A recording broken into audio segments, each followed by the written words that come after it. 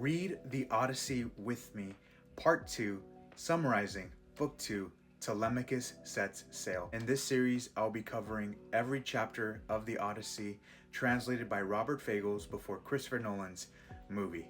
If you aren't caught up yet, you can like this video, come back to it, and review the chapter with me. So read Chapter 1, Athena Inspires the Prince, Chapter 2, Telemachus Sets Sail, and end on Chapter 3, King Nestor Remembers. Let's talk about Telemachus Sets Sail. Alright, so in Book 2 of Homer's The Odyssey, Telemachus doesn't set sail until the very last page of this chapter. This chapter is all about Telemachus, the son of Odysseus, gathering the countrymen of Ithaca for an assembly to warn them about the suitors, all these men on the island who didn't grow up with Odysseus, that are disrespecting his father's legacy, that are stealing his wealth, that are slaying and eating his cattle, feasting on his wine, and all of these barbaric men are trying to take Penelope's hand in marriage. Penelope, the mother of Telemachus, the wife of Odysseus. All of these barbaric men believe that Penelope is throwing herself at them and that she's not waiting 20 years just for her husband to come back. She wants to wed someone else. So they all feel like they have a claim to the throne of Ithaca, which completely disrespects Telemachus.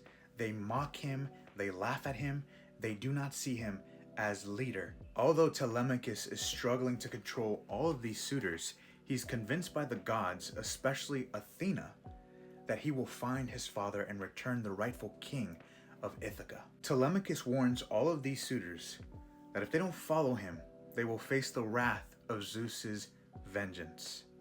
Athena also reminds Telemachus to lead with his father's heart, courage, and wisdom.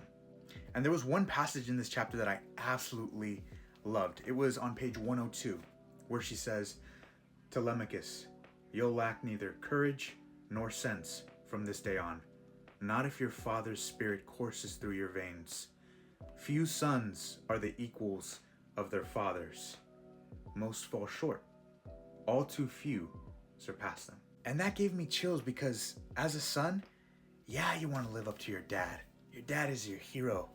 And if you surpass him, then your son can strive to be better than you.